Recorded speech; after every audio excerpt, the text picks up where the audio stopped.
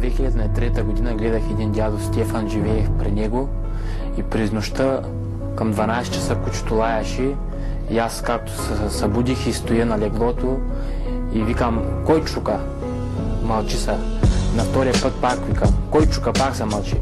На третия път пак се почука. Аз викам: кой чука? И той вика: свой. Като каза свой, аз отворих вратата и той ме изблъска. Пламен Панайотов и закличи вратата и се съблечи мене, почна да се играе с мене. Извади си члена и ми го пъха в устата, след това в ануса, вързама в кревата.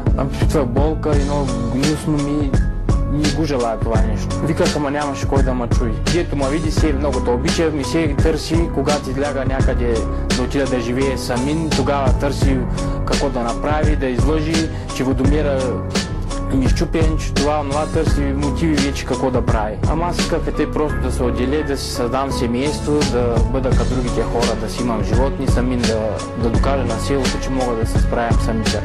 Там на времето аз вървя с майка, той вика: мамито ти да е п***кам, като си направи деца, тогава мамата.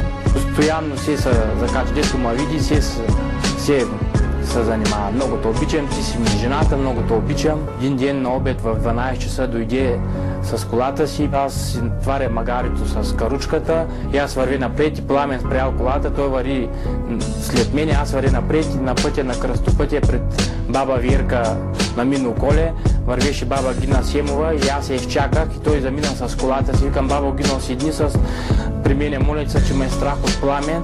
И тя седна с колата и спря на моята сестра пред къщата. И баба Гина вика: Стоянчо, ще върви за хляб, че да затворят. И Пламен възви колата пред баба Цветана Генчева и спря. И тя дойде, отиде надолу, аз си влязох, закличих и взех да обядвам. И след това взе да се свири на вратата. Кой свири? И той Пламен свири: отвори веднага да ти видя водомера. И леля Милка на Танасова Чалакова, дет свидетел по делото, тя наблюдава. Пита какво прави Пламен, аз си обадих за водата и обадих и на майка. И той каза: вечер 8 часа не ми оставаш портата отключена, ще щупя вратата и ще вляга и те хората знаят, че си болен, няма да ти повярва. И аз ми оставих вратата, даже казах на майка: майко, Пламен ме плаши, ще доди, като ми оставя отворено, ще ме уби. И той вечерта не дойде, на другата вечер 8 часа дойде, аз бях заключил, махнал резето, влези, бях си пуснали на печка, аз се занимавам с плита си.